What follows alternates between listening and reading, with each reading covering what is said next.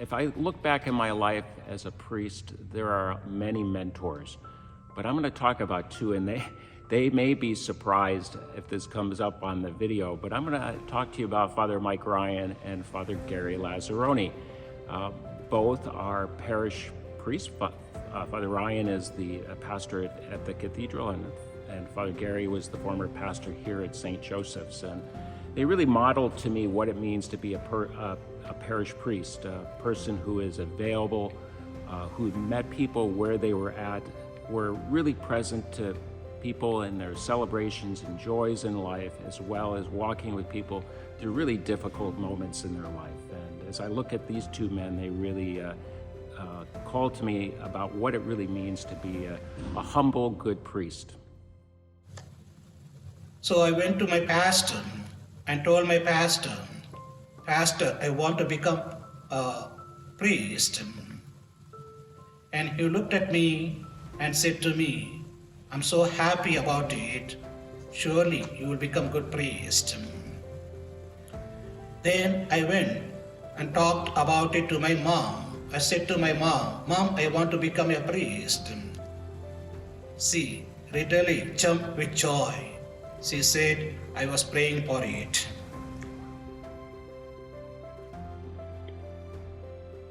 Father Kevin Duggan loves people and has always enjoyed being around them and interacting with them, but he is something of an introvert, which means that he recharges his batteries and nurtures his spirit through a healthy amount of solitude. In ministry, both as a priest and prior to that as a lay ecclesial minister, he's always found himself drawn to and sustained by the liturgy. It is the source and summit of the life of the church, and the one thing that we all do together as the people of God. Celebrating the church's liturgy is what he loves most about being a priest. It draws him ever closer to Jesus Christ and to his brothers and sisters who comprise his mystical body. Other aspects of being a priest that he is fond of are teaching Bible study and doing liturgical catechesis. He hopes to do more of these kinds of teaching ministries once he becomes a senior priest. I think the Maryknoll priest, he I think inspired me, but I was in 6th grade, there was no real interaction. It was just kind of something that was always in the back of my mind. So no real mentor, but just kind of as I went, step by step, there's always, people around me that were helpful. And Gary Zender was his first assignment there at All Saints in Puyallup. And I was being confirmed that year, so it was interesting to have him as brand new priest. And but anyway, I think his was the first ordination that I actually went to. I'd never been to an ordination, and Gary's was the first, I think. So yeah, it was an eye-opener. It's somehow difficult to pinpoint the moment, but I vaguely remember getting super excited when I first saw our bishop in the church.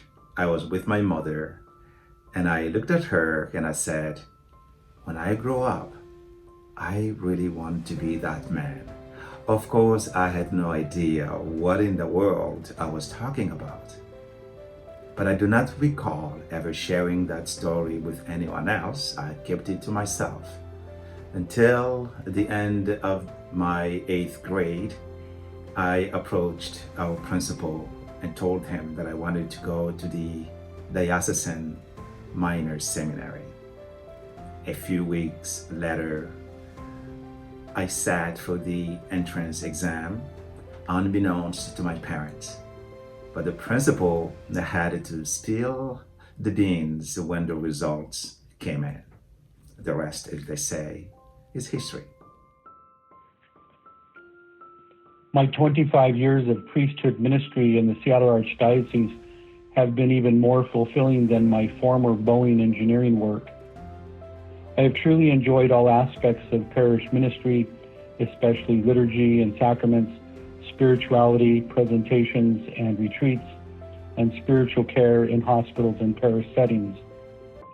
I'm very grateful for our Seattle Archdiocese, our present and past bishops, and our diverse presbyterate. I thank all my brother priests who have served as my mentors. I am grateful for many additional priest friends who have shared travels, hikes and walks, golf and cross-country skiing, theater and fellowship, and reflections on our current church and world. I thank our triune God for this day to celebrate 25 years of priesthood with my classmates, Father Brian Hersey and Father Kevin Duggan, and all other Jubilarians and Chancery staff here today. Enjoying my ministry in the parish, and here, after coming here, when we look at the parish activities, mostly I love when people gather in the social hour, where we share our faith and people have lots of questions to ask, doubts, and to clarify regarding the faith and religious life, all those things. I love to share my faith with them. It's an interesting time that I would like to share with them, be with them. I think when I think about this life in the 25 years of priesthood, and mostly what I want to say is, I think, a note of gratitude. I feel lucky that I think I stumbled upon the vocation that God had always planned for me. And as I like to joke, that when my parents took me for baptism, it stuck. and that baptism somehow grew in me as a young adult and brought me to this point. There's nothing else I find at this point in my life I wish I would have done. I feel like I found the place to which God was leading me. And still feel, I think, even in hard days, that fire in the bone, that feeling that gets you out of bed in the morning, knowing that if you had it to do over again, you would still choose this life. Yeah, well, I think probably my work in the classroom has always been what I've always worked so hard to be a good teacher and an authentic teacher. And but honestly, this sounds probably crazy, but I loved everything that I did. I mean, there wasn't any position, whether I was chaplain or registrar or whatever, admissions director, I always loved what I done, because all of that work involved me working with students and working with others. And so I think just almost anything I did, I was happy about doing it. So, I've always been attracted to mystery. I've always liked to read mystery stories. And of course, the ultimate mystery is God.